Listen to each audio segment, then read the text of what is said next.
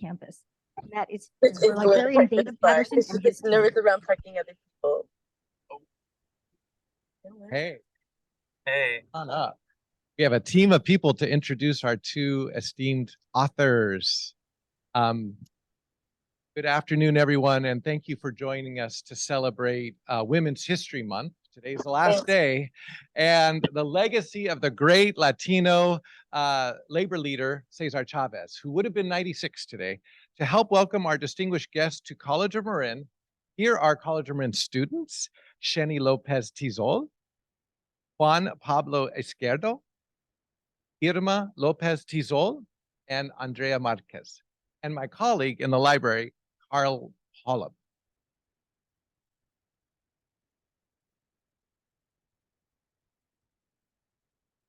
talented Latina authors with us today, Ingrid Rojas Contreras from Colombia, and Margo Candela, whose parents were born in Mexico. It's exciting to have such a esteemed guest here on campus. Next, we'll be discussing her critically acclaimed book, The Man Who Could Move Clouds, which was a finalist for the National Book Award last year. Fruit of the Drunken Tree was a silver medal winner in first fiction from the California Book Awards and a New York Times Editor's Choice. Her essays and short stories have appeared in the New York Times Magazine, BuzzFeed, Nylon, Guernica, and others. Will be sharing about her fifth novel, The Neapolitan Sisters. Her books have received high praise from many reviewers and publications, including the San Francisco Chronicle, Latinx, Publishing.com, Grammarly Magazine, and the Today Show. We are thrilled to have both authors here to share the insights and experience as writers. Women's History Month, we want to acknowledge the many contributions that women have made through history and continue to make today. The birthday of the great Latino labor leader Cesar Chavez. Today he would have 96 years old. Today also turns out, we were just told 2 hours ago, is yet another celebration, and that is today is International Transgender Day of Visibility. So we have so much to celebrate. Many thanks to ESCOM, the community education folks, and the best bookstore in the world, Book Passage. There's Zach back there. And whether it's Latinx culture, immigrants, independent bookstores, women, labor unions, or the trans community, we're all here to celebrate by hearing from two amazing authors. Friends and fellow book lovers, please join us in welcoming Ingrid Rojas Contreras and Margo Candela to the College of Marin.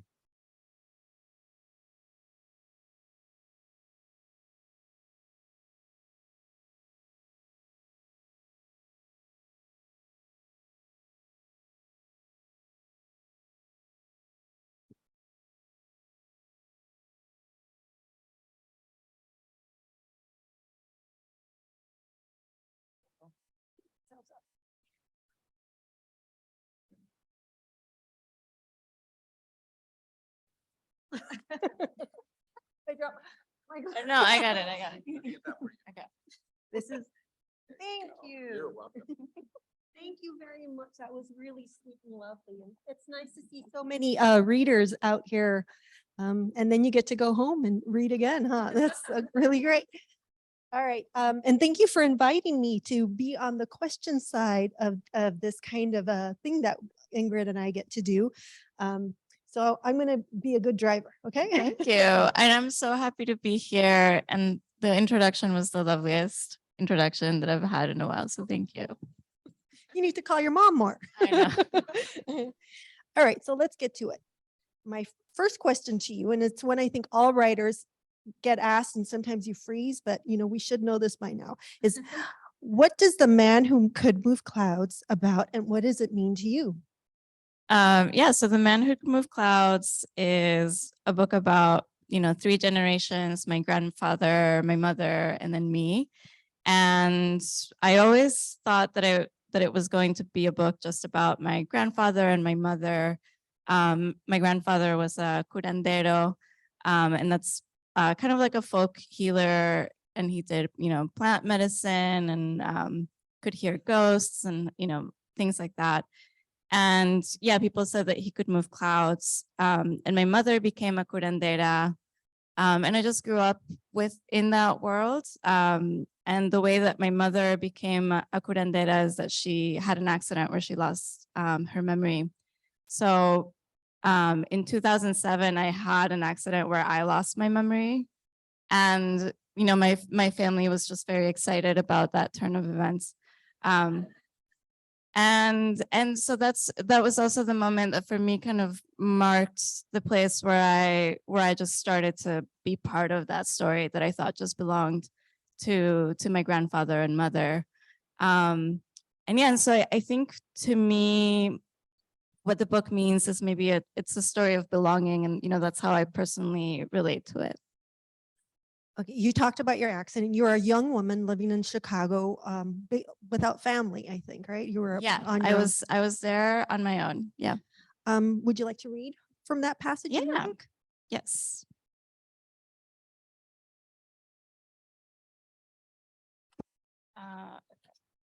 So in this part of the book, it's one of my favorite things that I did in the memoir, but I go back and forth between my accident and my mother's accident.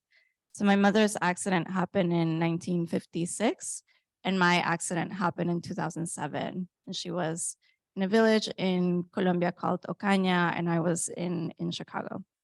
So it starts off with my part, and I've just been in my accident. At the intersection, I got off my bike and stared, mesmerized, at the street signs, Madison, Halsted. Not only did I not recognize the names, it suddenly dawned on me. I had no idea where I came from or where I was going, what city I was in, what my name was, and I did not even know the year. Somewhere, somehow, this struck me as funny, nay, hilarious. Was I laughing out loud? I half reached out to stop someone, to ask them the year, and if they didn't freak out, maybe the city, but I pulled back in a giggle, thinking, this is life imitating. I did not know how the rest of that sentence went. Then a man I recognized as the one who had just flung his car door in front of me passed me by, whistling in his coat and hat, walking a small white poodle. Then a sentence popped into my head the way words sometimes do of their own volition, just pop into your mind. All good science fiction begins this way. It's a story where it was on the tip of my tongue, but I couldn't focus because I was raging with electricity. I was air packed together in sheer consciousness. I closed my eyes. I gave in to the current. I exulted on the street corner. There was the noise of traffic, the bustling of people. I was euphoria, standing in place. When I opened my eyes, how much time had passed? All appeared to be the same. People waiting, then crossing at the red light, cars going, cars idling. I feel so. There was nothing to do but wait for this wave of devotion to pass. Devotion to what? I closed my eyes. I feel so.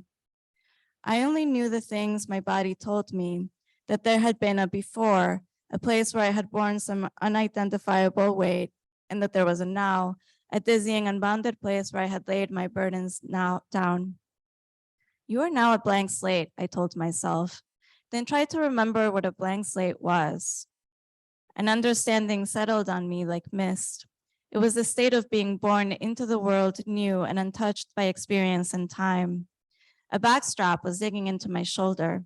I considered the bag. It was white and worn with little printed stars. I knew it contained clues to my old life, so I took it off and strode to the trash can.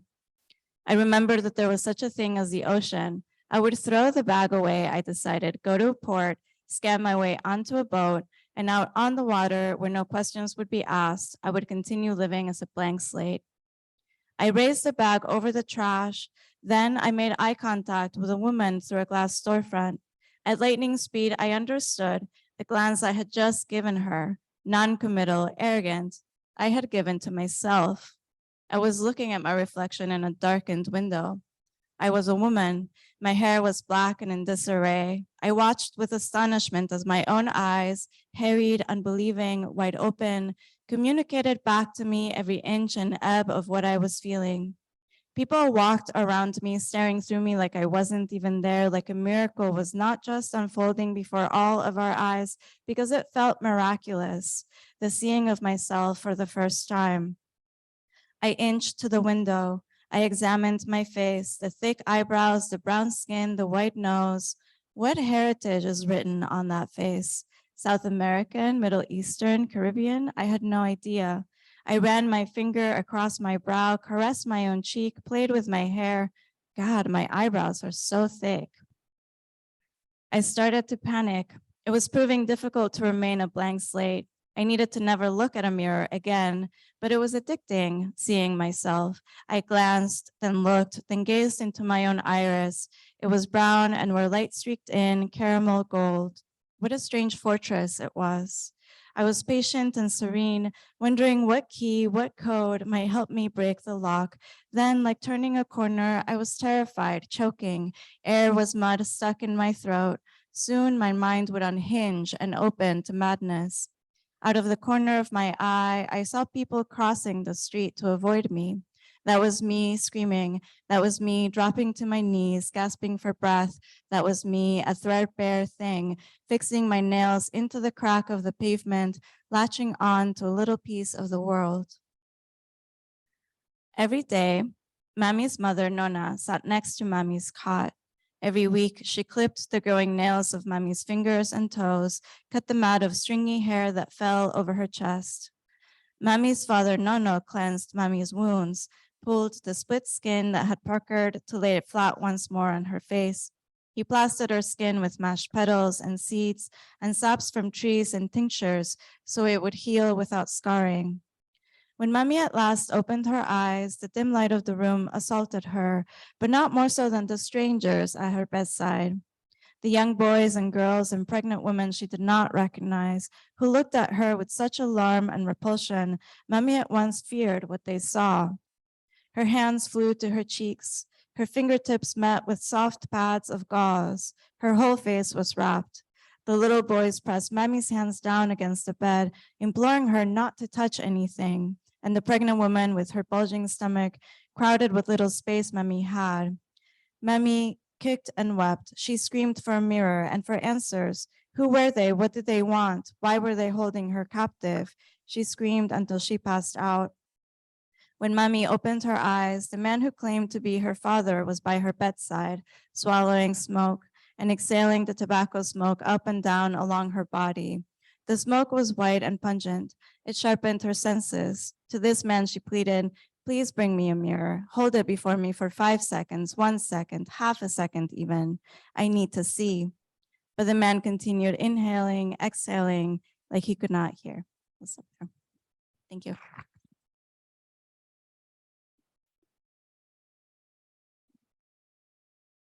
Right. You had thought about writing about your family, your mother and grandfather in particular, for a long time before you wrote The Man Who Could Move Clouds. How do you think writing their memoir after not only your first novel, The Fruit of the Drunken Tree, and your own experience with amnesia shaped your perspective and how you told your intertwining stories? Yeah, that's a fascinating question. Yeah, it's really good. Let's see. I think that, for me, that state of having amnesia and not knowing who I was at all was just the most astounding, astonishing thing that's ever happened to me. And, my amnesia was such that I didn't remember for a long time that I could speak Spanish, even though Spanish is my first language. And I only realized when my mom called me one day, and I knew that it was her because the screen on my phone said "Mommy," so I was like, "Oh, that's my mother." And then she started to speak, and she was speaking in Spanish. And it was at that moment where I understood what she was saying that I realized, oh, I speak Spanish. I had no idea before that. So really, coming back into my life remembering things about my life, and especially just imagine, having amnesia and then slowly memories come back and you remember, oh yeah, people said that my grandfather could move clouds. And that's part of the thing that you remember. And then remembering like, oh, my mother was a curandera as well. And there's all of these other stories about her. And I think that it was about watching those stories come back and feeling a sense of wonder at those stories that in that moment, I just started to even hear how I might write the book. And I wanted, I grew up with these stories, and I wanted to kind of honor them and honor the world of curanderos. And it's not often something that I had seen in nonfiction, unless it was an ethnobiography kind of text, or unless it was kind of anthropology. So I really wanted to do, in creative nonfiction, like a literature of that community and that culture. This leads me to another question. You mentioned that your mother did not want you to write about your family's history as healers. Why do you think this is? And how did you reconcile her needs for privacy and your need to tell there in your stories? Yeah, so yeah, my mother, I think when I initially told her, I want to write about your amnesia, my amnesia, this, wild lineage of stories. And she said, if you do that, I will never speak to you again. And then I called her repeatedly and she just would not answer the phone. And then at some point my dad answered and he said, what did you do? Your mother says that she won't talk to you again. And I think what happened in that moment is that it's very, on brand with the book. I had a dream that my grandfather, came to me and he was walking me through the house, one of the houses where they grew up. And he was kind of telling me the story, I thought. And so I told that to my dad so that I knew that he would tell my mom. And that maybe she would think that that was, a sign of his blessing. And then that week, two of my aunts and then my mother had the same dream independently of each other. This is, the world of the book. It's just what happened. And the dream was that my grandfather, came to them and he said to each of them, I want my remains to be disinterred. And so because it happened 3 times, they just dreamt it independently. We say that this is a shared dream. And it's, we see it as kind of like a peer-reviewed dream. So because it was that, we decided that we were going to, soon like things got into motion. So my mother called me after that and she said, there's been a development for that book that you're working on. So she didn't even say like, I'm sorry that I said that I wouldn't talk to You're you. dating the wrong guy. Yeah. Kind of thing.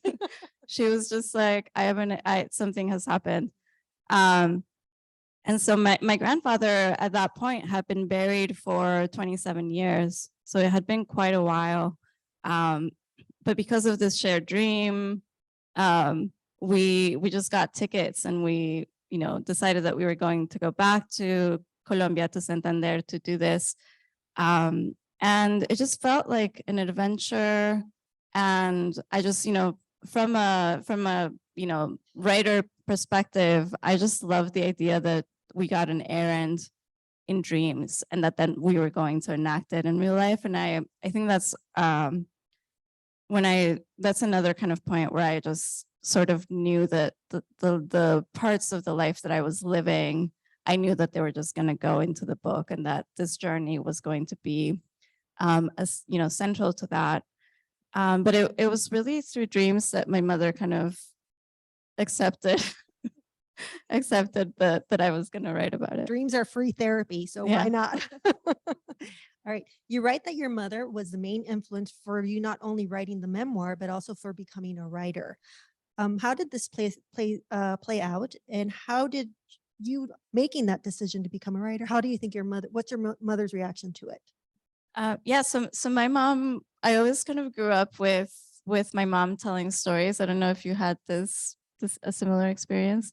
A lot of South American culture that's very oral storytelling centered, and I just grew up with there could be anything happening, and then at some point, if my mother started to tell a story, everyone would just kind of quiet, and all of us kids would just sit on the floor. And I remember having to pee for like hours and just like not willing to move because I didn't want to miss the way that she was telling the story.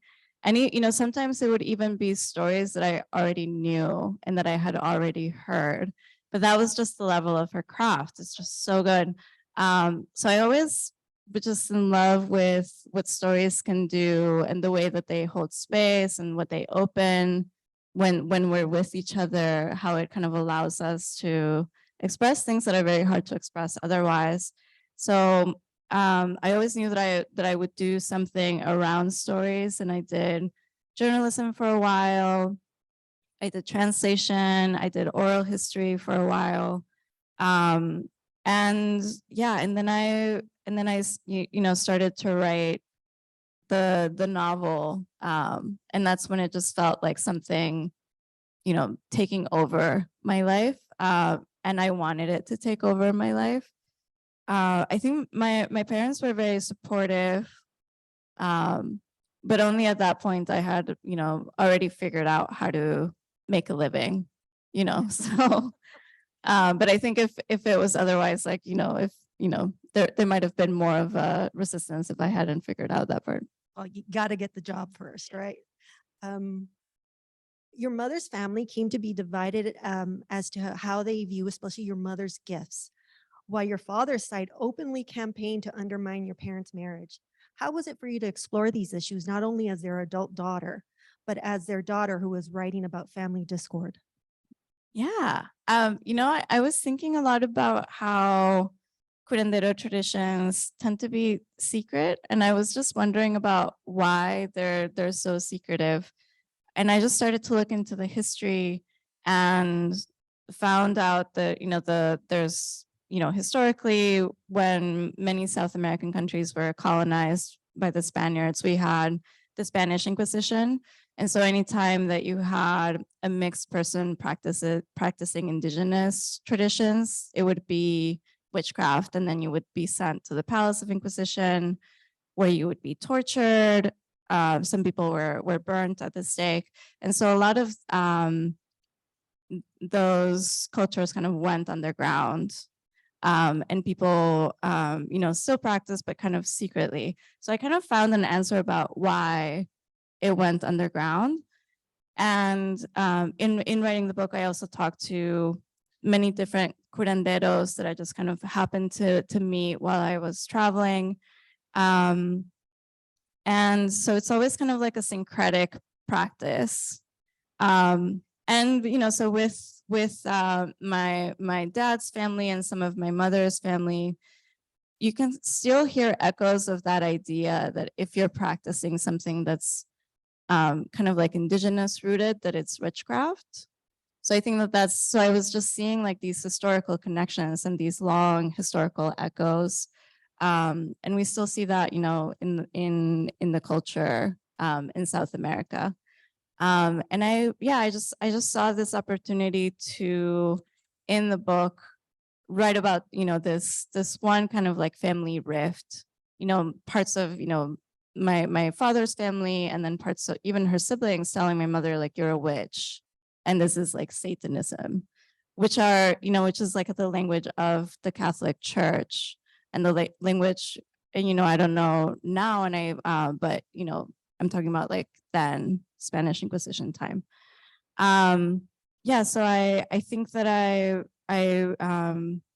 it was really, for me, it just felt very satisfying to lay that history out in the book and to connect it to things that I was seeing present day.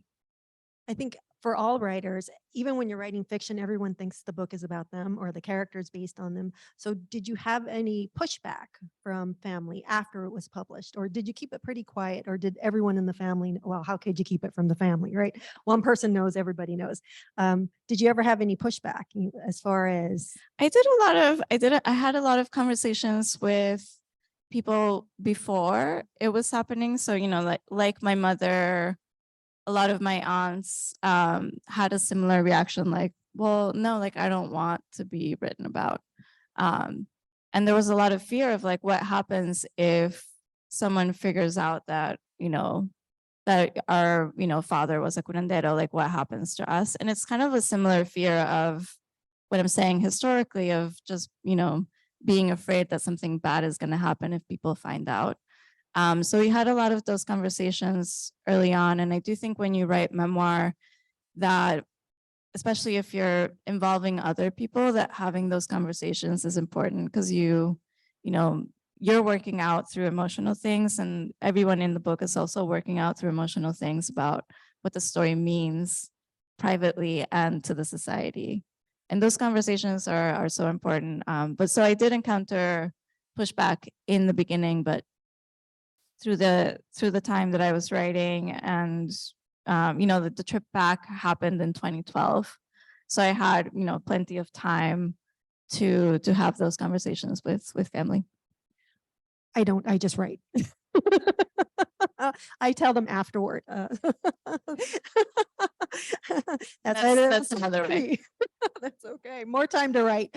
I guess let's, since we are at a community college, so thank you. Yes, I'm a community college graduate. I have my AA in humanities, and it's framed. What was your educational journey and what role did that play in you becoming an author who primarily writes in English? I started to write in English when I was 14.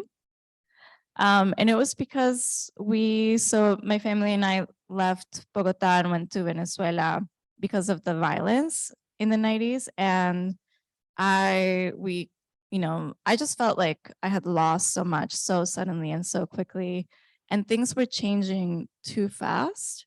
And I wanted to write about it, but I knew that anything that I wrote down, that people in my family would just find it and read it. So I started to write in English because they couldn't read it.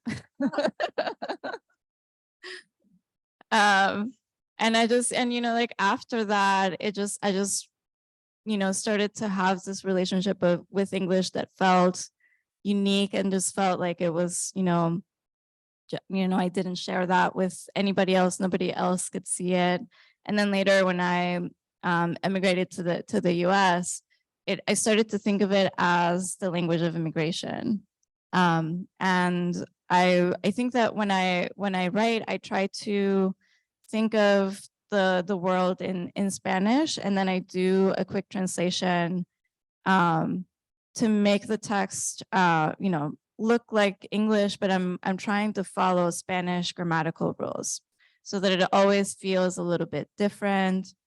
And yeah, so I just, for me, that's kind of like another border that it's in the language, and then I'm trying to put it in the text so that even the mark of migration is in the text itself. And this is like everyone gets asked this, right? So you write in English and you started when you were 14 because you wanted to keep secrets, right? But now that you're writing professionally, what is your process For writing? for writing? I'm a very obsessive, person. But what I do is I have this color that I don't wear otherwise, but just to writing, and it's this tone of blue. And I have, just all kinds of, like slips and like robes and like, cotton, pajamas. Like it's just this one tone of blue. And I was trying to do kind of like a, Pavlov's effect, but with color. And so every time that I put it on, I'm not allowed to do anything but writing. And I've done it at this point for, I think, 15 years. So I just have this very long relationship to this color. And, and so if for example, if I get an important text and I have to answer, I have to take the color off and then answer the text and then put the clothes back on and then go back to writing. And so even that little bit just making it difficult for me to be distracted by something else over the years has trained me into having, this just focus when I write. And I usually play a song and I will play it on repeat. And over the years, I think what I'm trying to do is I'm just trying to hypnotize myself and get to this place where I'm writing from this, I don't know, otherworldly, like it just feels very different. But that's my ideal process. And of course, sometimes I'm writing on planes and I don't have access to the color, but I can, still kind of loop the song and do things like that. I've heard weirder.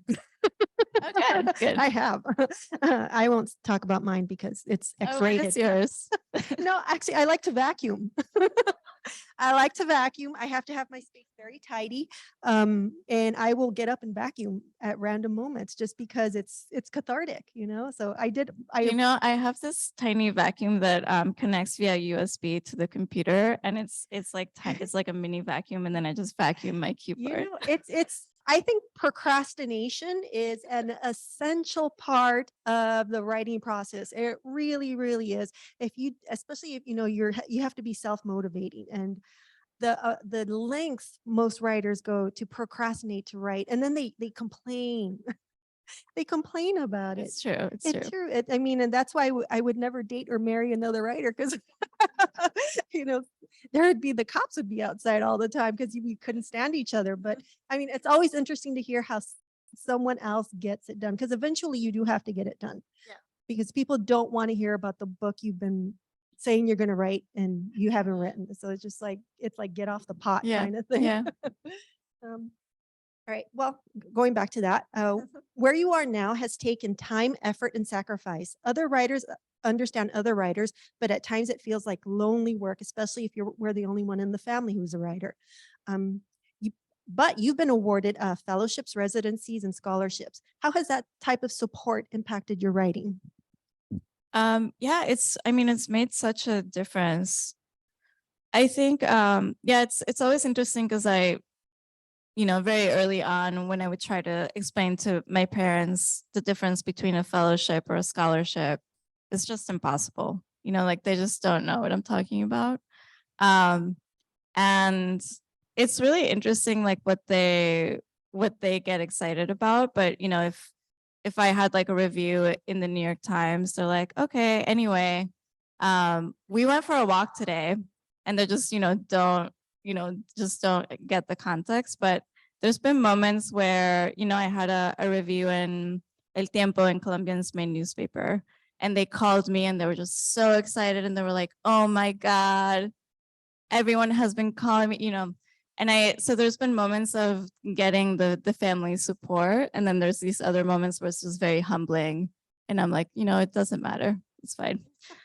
But I, getting to receive residencies, I think has maybe like made such a difference. Like when I can go somewhere and be in a beautiful place and be with other artists, and you just have this time to work. Like it is really, a gift of time, and it really makes, this procrastination, when you're in a place that's not your usual place, and you have less procrastination.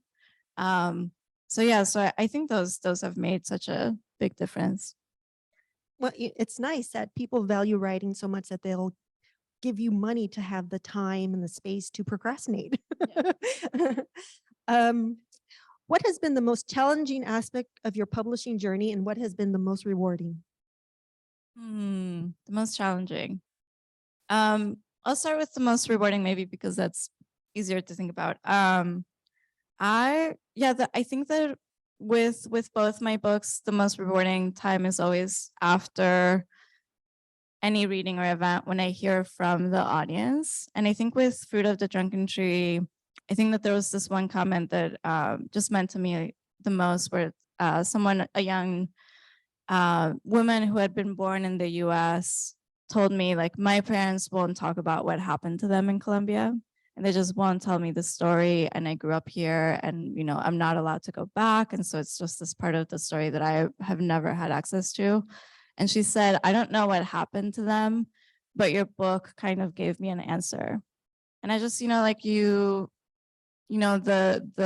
way that you write something that means a lot to you, and then it goes on to mean so much to somebody else. Like that's such a beautiful, I don't know, a cycle of sharing books and sharing stories. And with this book, I think that the comments that mean a lot to me are when Latinx people come to me after and they say, my grandmother was also a curandera and I've never told that to anybody before. Like I hear that same kind of shame and fear of like, we can't say this because we don't know what's going to happen. And so, so those are the things that just reminds me, how powerful it is to tell a story and how powerful it is to find each other in that way. I think what is the most challenging?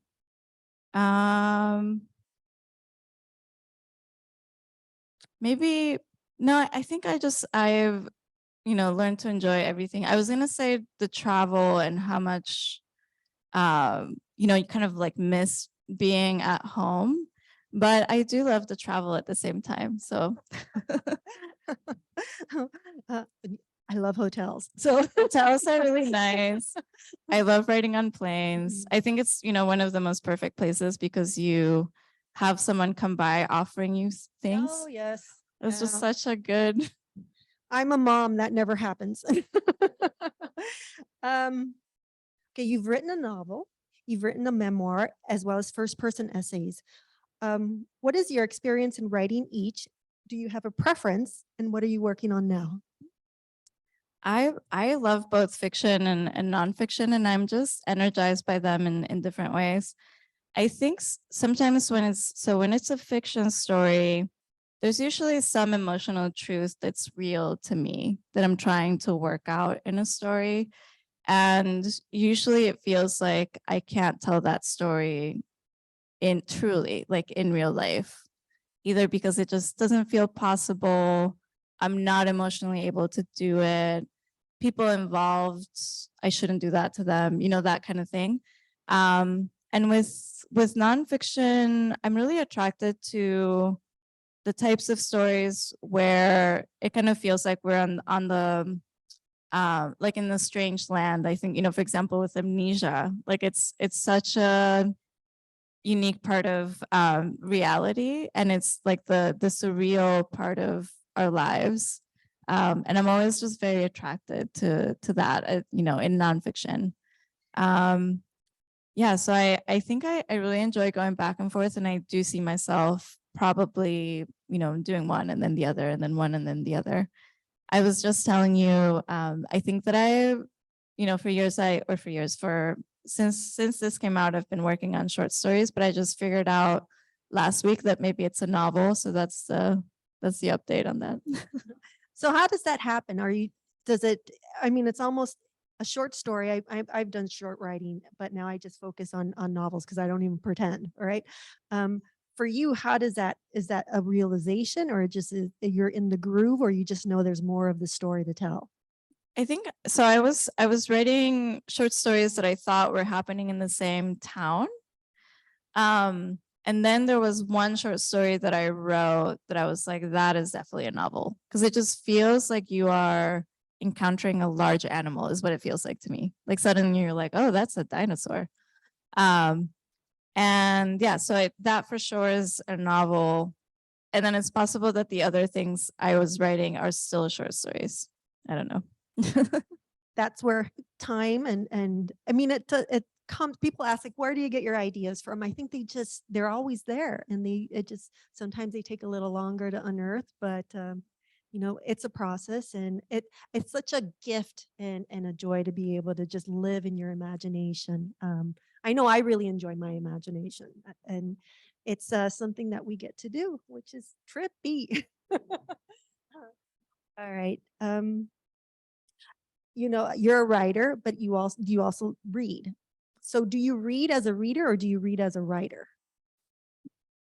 Um, I think there's some books that I read as a reader and other books that I read as a writer.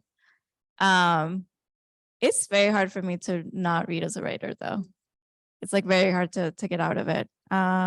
Even watching movies, I'm always thinking about the structure.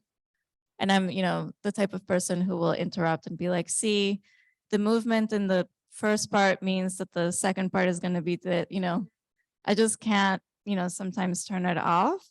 But yeah, but I think that, you know, I don't know if I've had that experience in a while, but when you read a book and it just completely transports you, and then the next thing you know, the story is over. Like, I love that, having that experience.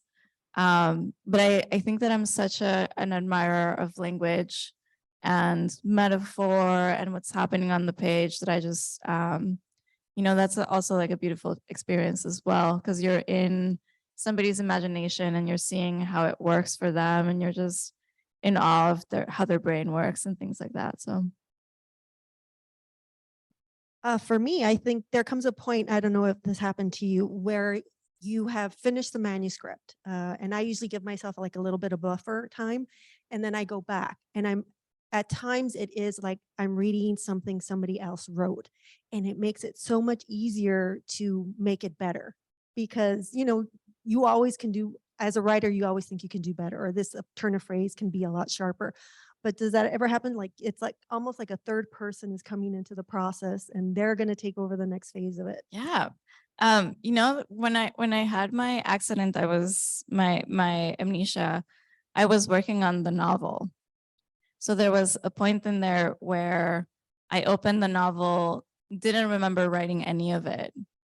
And it was just a bizarre thing. And I was just deleting random things because I was like, I don't know what this doesn't work. What is that? That also doesn't, you know, just going to, you know, page 75 and just deleting some things, and then page 20 and being like, I don't like that, you know, just messing with the whole manuscript. And it does kind of, it was, yeah, wonderful in a way, you know, to be able to see it like so outside of myself was really helpful. And I think what I do now to try to recreate that is I will, when I have a draft of the book, I will put this, you know, used to be my, I guess, old process, but put the computer in the passenger seat and then select all of the text. And there's this, you know, your computer can read back to you any text that you select. And it's this robotic voice that I'm so into. I just, you know, I think it's wonderful. So I, you know, will strap like the computer in because I want it to be safe.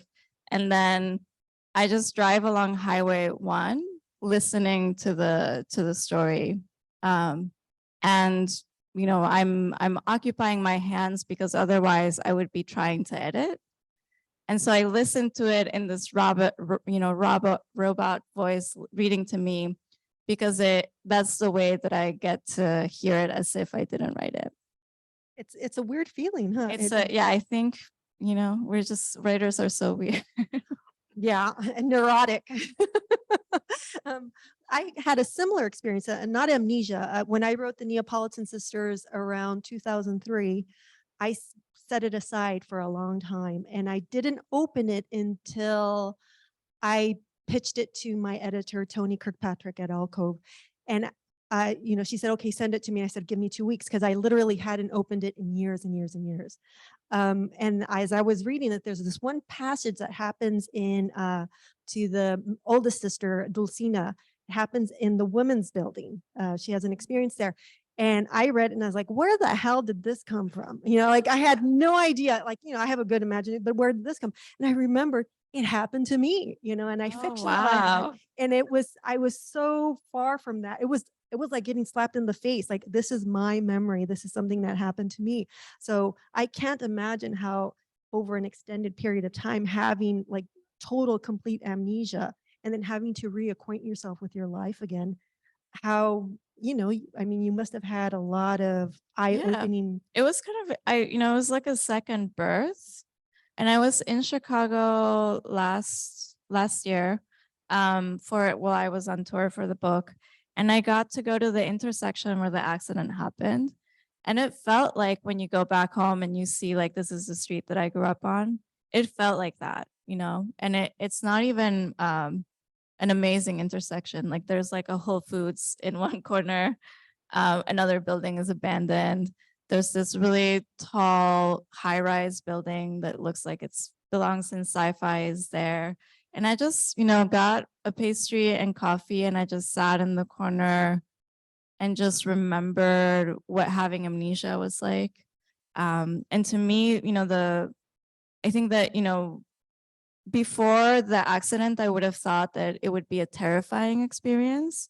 But for me, when I was having it, it was like the happiest that I've ever been in my life. And I think it just had to do with, yeah, like that sense of you're born into the world, everything is new. And it was just this level of wonder that was so pure. And I would, you know, be seeing sunlight, and it was like I was seeing sunlight for the first time. So everything was just beautiful and strange and just surreal. And I think I sat, you know, by the Whole Foods with my coffee and pastry, and it was just such a beautiful kind of full circle moment because the book was out.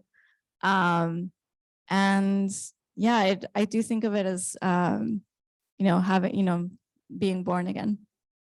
I think that's a wonderful place to end and open it up for questions.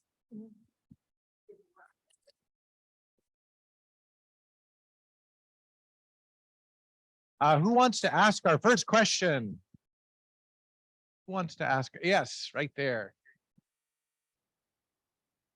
I'm curious, when you first woke up and you had all the people around you, what were your feelings? What was the question? What? Oh. Okay. Yeah. So I think, so that was my mother's, when she woke up, what happened to her is that she fell into an empty well. It's a very fairy tale like accident to happen. And she went into a coma because the fall had been so bad. And when she woke up, she just, you know, she was surrounded by her siblings, and then her mother was pregnant. And then it was just this experience of everyone trying to hold her down because her face had, you know, it had like broken. And she had like dislocated a shoulder. She was just, you know, very, you know, so they were just kind of trying to keep her from hurting herself. My mother says that it was just very strange because she remembers dreams that she was having in that amnesiac state, and in her dreams, she had just died. And, you know, and there were people who were like going to her. She was 8 years old when this happened. So just, yeah, I think it was just a very strange experience for her to be dreaming of that. And I think she thought that that was the real life. And so when she woke up into this other room where there's people, she thought that that was maybe the dream. Yeah, so I think for her, she was just very, yeah, she was just, you know, this is what I mean by like the surreal part is so fascinating. Like when we lose track of what reality is, but I think that's what it was for her.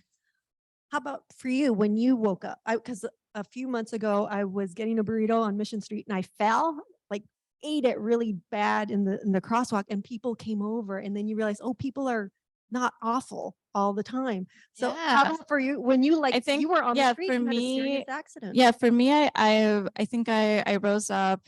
What happened to me is I was biking and somebody opened the car door and I just crashed into it. And I wasn't wearing a helmet, which, you know, is my fault. And I think that I rose up, I saw that my bike was a mess, the door was a mess. I was like, oh, that's how I fell. And then I just looked and I'm like, I think I'm okay. And then when I got to the corner and started to realize that I had amnesia, I was like, this is amazing. I was like, this is the best thing that has ever happened to me. Great. Another question. Here we go.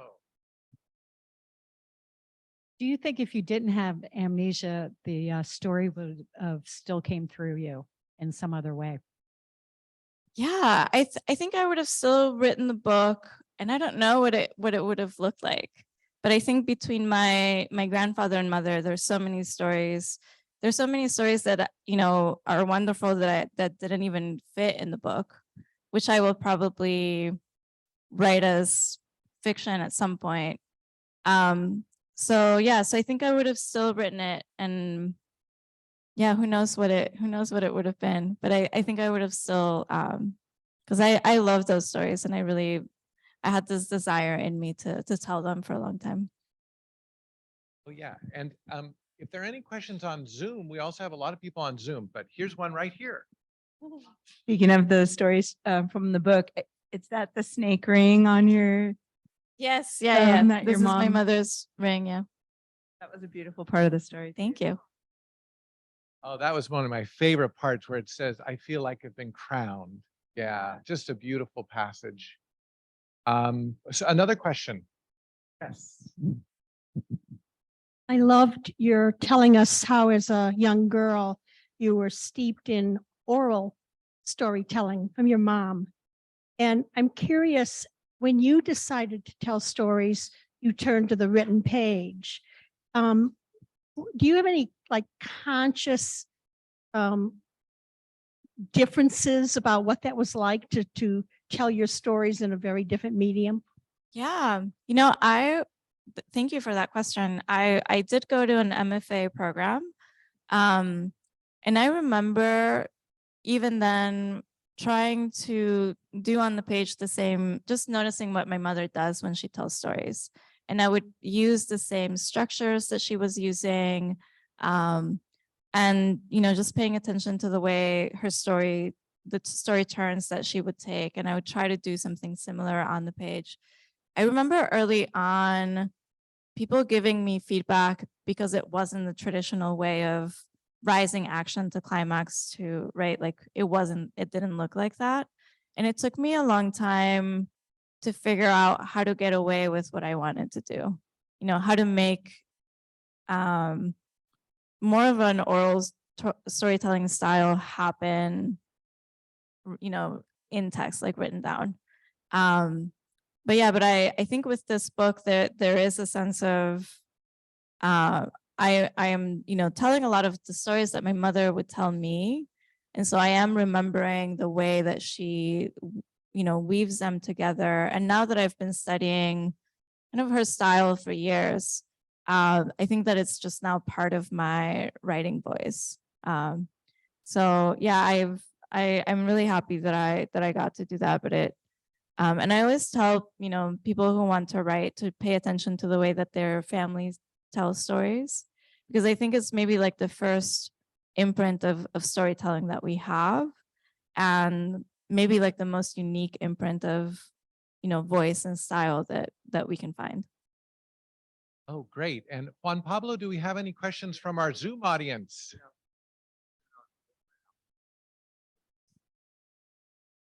What advice do you have for those of us trying to break into the traditional publishing world at this time? Oh, okay. I had to tell my son's girlfriend who wants to be a writer, and she's going to a really good school, and I had to tell her, you're going to have to work and get a job. The chances of this, I said, what happened to me is an anomaly. I have I had one creative writing class. And I basically said, you have to treat it as a job, but as not your primary job. Breaking in, I think it takes luck, perseverance, talent. Let's not be shy about that. It takes talent. It takes being a decent person also, because word gets around. Everyone talks, another gossip, right? It really does get around. And it's not impossible, but it is difficult. Yeah, I think it is really, everybody who does it has a passion for it. And so I think taking care of that passion is maybe what's important, because sometimes it feels like it can be a long road to getting there. But if you orient yourself toward what it means to you and why you want to do it, that's how you make it through the tough times, or like if you start to get rejections, that's how you kind of insistently go back and say, well, this, telling this story means this to me. So I'm just gonna keep doing that. And I think finding community is another, just such a huge part of it. Going to readings, going to open mics, publishing, stories wherever, sharing it with people. I think slowly in the engagement with community that you start to become a better writer just by being in the world of it. I mean, getting published, it's a logical process. It's writing is a whole other thing, but getting published, literally the way I did it was I got the the Idiot's Guide to Getting Published. That's how I did it. I'm not kidding. I got the Dummy's Guide to Writing a Novel. So I figured it out. I guess, yeah, with maybe, I think something that I looked at was Poets and Writers has like a wonderful monthly schedule of when there are contests and when there are events, and what magazine is open when. And it's just a really great way to organize as you're doing the writing, to send stuff to different places and then work through it and just give yourself monthly deadlines. Well, I think we have time for one last question if I could ask. Ingrid, you talk so eloquently in the book about that moment where you're thinking of a word. I think you're thinking in English, but you're trying to think the word in Spanish or vice versa. I can't remember. I wondered if both of you could tell us, we have so many students at our beloved college who are bilingual. Tell us about the intersection of bilingualism and writing. I always think that, being bilingual just means that you have access to poetry in 2 different languages. And I love this about sayings, how if it's your language, you stop hearing the poetry in it. But if you suddenly say the same saying in English, it has an irresistible, poetry that you just remember again.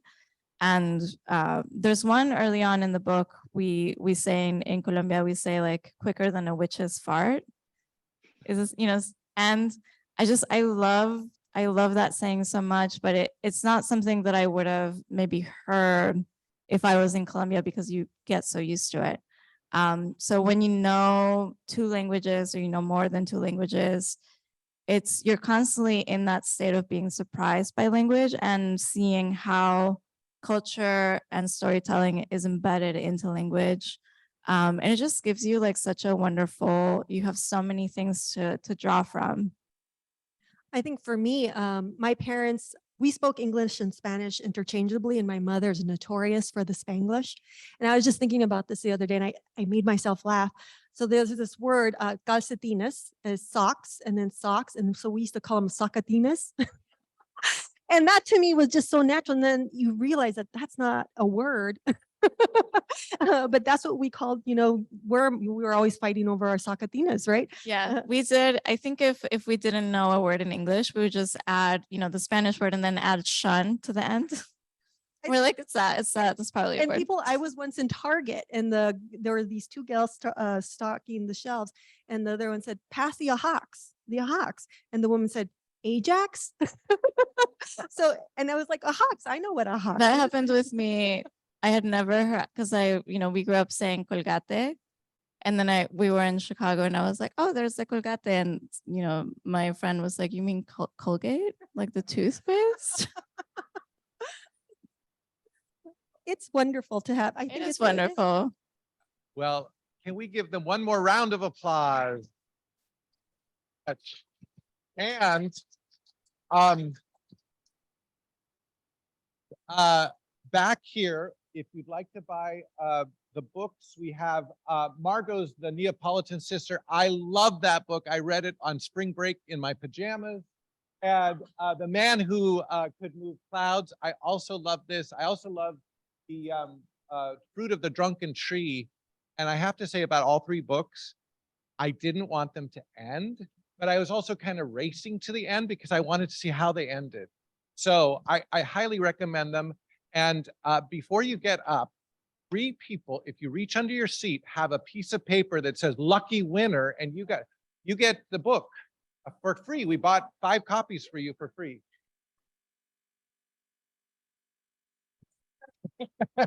Great, okay. And our wonderful authors will be sitting here. I think they'd be happy to autograph. So, oh, and Dick, you want to say one more thing? Okay. Okay. All right. Thank you very much. Thank you, everyone. Thank you. That was.